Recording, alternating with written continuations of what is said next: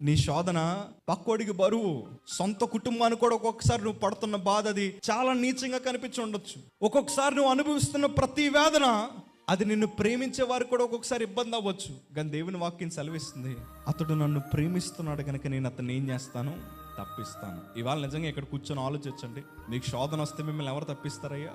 ఉన్నారా? ప్రాణ స్నేహితుడు ఎవరన్నా ఉన్నారు తప్పించే వాళ్ళు? వీళ్ళు ఉన్నారండి. నాకు సడన్గా ఇప్పుడు ఏదన్నా శోధన వచ్చినా వెంటనే తప్పించేస్తారు, నాకు సడన్గా ఇప్పుడు ఏదన్నా అయినా వెంటనే వారు నాకు మంచి పరిష్కారం చూపించేస్తారన్న వాళ్ళు ఎవరన్నా ఉన్నారంటే ఎవరు ఉండరు. ఎందుకంటే అది నా అనుభవంతో చెప్తున్నాను. శోధన రాగానే మనుషులకి మనం ఏమైపోతాం తెలుసా? బరువు అయిపోతాం. అయ్యా నేను మాట అంటాను, నీ దగ్గర ఆస్తున్నంతసేపు బెల్లం చుట్టూ ఈగలు తిరిగినట్టు తిరుగుతారు అందరూ. అన్నీ ఉన్నప్పుడు అందరూ ఉంటారు, ఏవీ లేనప్పుడే కొందరు ఉంటారు. ఆ కొందరు ఎవరో తెలుసా? నిన్ను కాపాడడానికి దేవుడు పంపించిన మంచి మిత్రులు అవ్వచ్చు. ఆ కొందరు ఎవరో తెలుసా? ఆత్మీయతలో బలంగా ఎదుగుతున్నవారు అవ్వచ్చు.